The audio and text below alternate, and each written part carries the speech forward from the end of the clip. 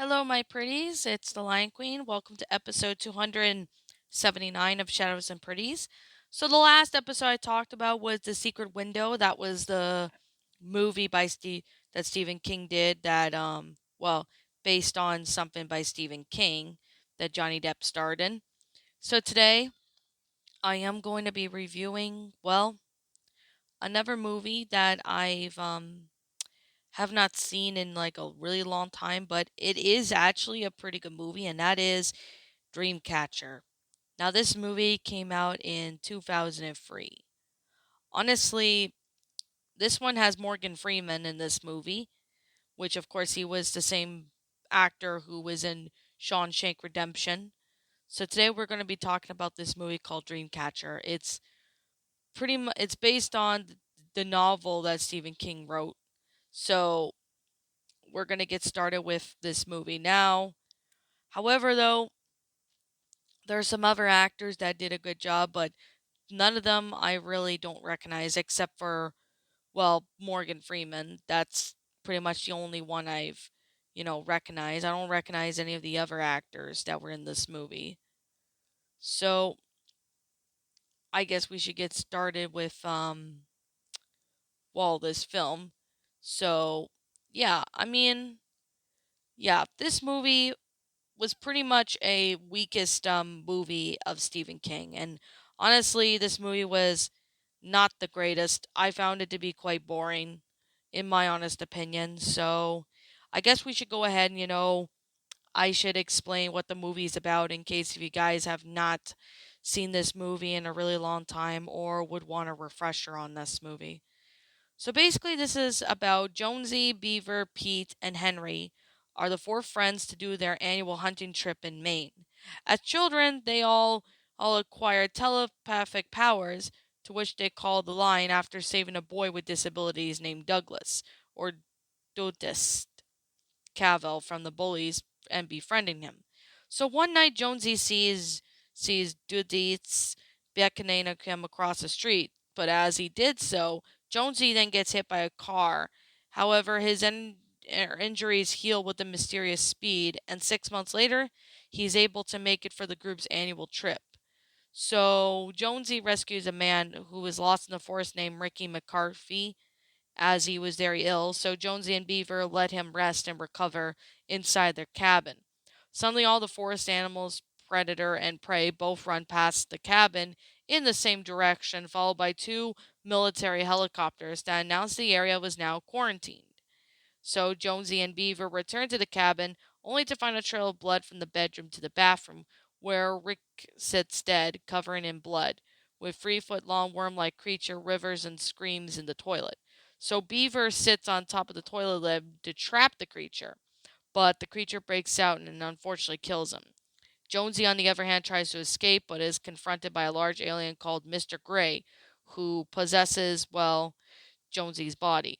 So nearby, Henry and Pete crash their SUV to avoid running over a frostbitten woman from Rick's original hunting party. Henry then walks for help while Pete stays with the woman. She dies and also excoriates a worm to which Peter is barely able to manage to kill. Mr. Gray tricks and kidnaps Pete, but Jonesy is telepathically warns Henry to stay hidden. So Henry returns to the cabin to find Beaver dead and the worm that killed him laying on the group of eggs. To kill all the alien larvae, he pretty much sets the cabin entirely on fire. While meanwhile, an elite military unit specializing in the extravasation trials led to the unhinged Colonel Abraham Curtis to seek which is contain everyone exposed to the aliens.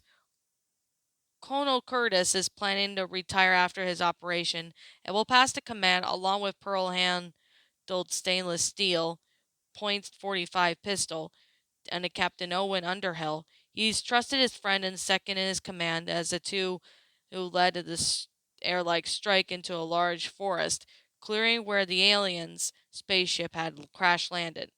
So the aliens use telepathically to ask for mercy, but the helicopters massacre most of the aliens with miniguns and missiles.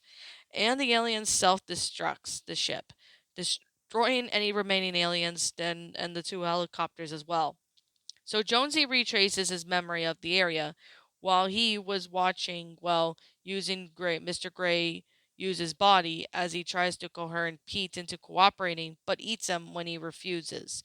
So Jonesy realizes that Mr. Gray has possessed him, not by chance, but to access the memories of Douglas, which he needs. Henry arrives at the fenced-in quarantine camp, only to realize that Cole Curtis has plans to kill all those quarantined. So Henry convinces Underhill to prevent this by going over Curtis's head and having him relieved. So Henry and the Underhill breaks out of the camp and heads for the Dudas home. Although Dudas, who is dying of leukemia, informs them that Mr. Gray is headed for the Quabania Reservator, which of course is to see the seed in the water with the alien larvae. Curtis, realizing the danger looming over the entire planet, he leaves the camp and is armed with helicopters, and he eventually tracks down Henry. However, in the Underhill and Dudist attacks them at the reservator. The Underhill is mortally wounded, dies shortly after he scoots Curtis down. So in the reservator pump house, Henry manages to stop Mr. Gray's plan, but struggles to bring himself to kill Jonesy, unable to tell if he's possessed or not. It's unknown to him when an alien larva hatches and begins crawling towards the water. However, Dudas confronts Mr. Gray, who finally exits Jonesy's body, and the two struggle as Dudas reveals himself that he to be an alien of a different race. So both aliens explode in a cloud of red dust, which briefly resembles a dream catcher. Jonesy, now himself again, steps on the final alien larvae before it can contaminate the reservator, thus how the movie ends. This is actually one of the weakest movies of Stephen King that I have ever seen.